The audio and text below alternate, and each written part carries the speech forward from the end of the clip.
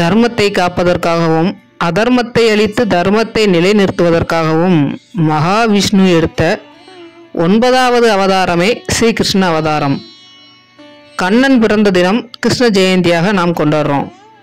கிருஷ்ணர் தலையில் மயிலிறகு கிரீடம் எப்படி வந்ததுன்னு உங்களுக்கு தெரியுமா? கம்சரின் கொடுமை காரணமாக கிருஷ்ணருடைய பெற்றோர் சிறையில் வாடினர். தங்க தொட்டிலில் இட்டு சீராட்டப்பட வேண்டிய குழந்தை மூங்கில் கூடையில் கடத்தப்பட்டு கோகுலத்திற்கு எடுத்து செல்லப்படுகிறார். இதனால் ஆயர்பாடியில் ராஜலட்சணம் பொருந்திய கிருஷ்ணரின் முகம் பார்ப்போரை எல்லாம் வசீகரித்தது. அவர் புது புது யுக்திகளை கையாண்டு சின்ன சின்ன பிரச்சனைகளுக்கு அழகான தீர்வுகளை கண்டார். இதை கண்ட ஆயர்பாடி சிறுவர்கள் புத்திசாலியான கண்ணனை கௌரவிக்க விரும்பினார்கள். உடனே அங்கே சுற்றி திரிந்த மயிலை பிடித்து அதனிடமிருந்து ஓர் இறகை எடுத்து கிருஷ்ணரின் தலையில் கிரீடம் போல் சொருகினார்கள். அன்று முதல் கிருஷ்ணரின் தலையில் மயில் இறகு நீங்காத இடம் பிடித்தது.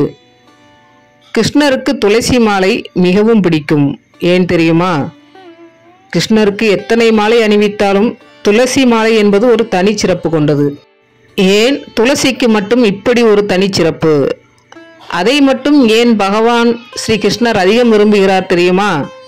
திருமால் தன் மனைவி லட்சுமியுடன் வைகுண்டத்தில் உள்ள நந்தவனத்தில் உலா வருவார்.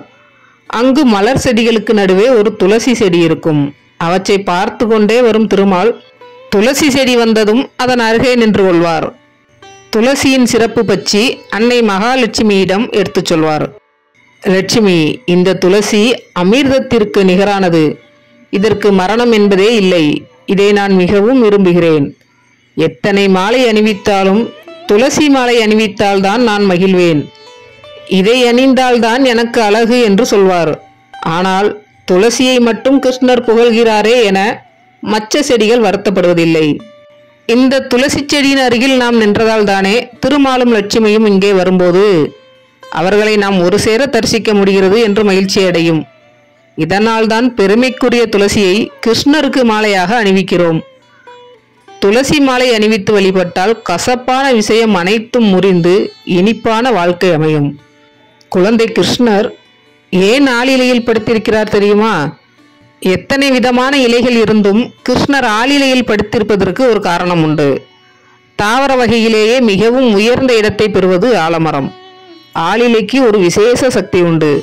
இது வாடினாலும் கூட நொறுங்கி போவதில்லை. சருகானாலும் கூட மெத்தை மாதிரி இருக்கும். ஓரளவு காய்ந்த ஆளிலையின் மேல் தண்ணீர் தெளித்தால் அது இழந்த பச்சை நிறத்தை பெறும் சக்தி வாய்ந்தது.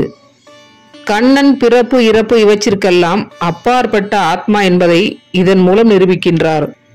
மனிதர்களுக்கு இந்த ஒரு தத்துவத்தை அளிக்க வேண்டும் என்பதற்காகவே கண்ணன் ஆளிலையில் படுத்திருக்கின்றார்.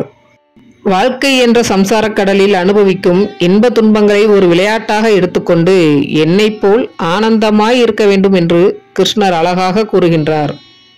ஜெய் ஸ்ரீராம். சர்வம் கிருஷ்ணார்பணம். இந்த அற்புதமான ஆன்மீக கதை உங்களுக்கு பிடிச்சிருந்தா லைக் பண்ணுங்கள், கமெண்ட் பண்ணுங்கள்.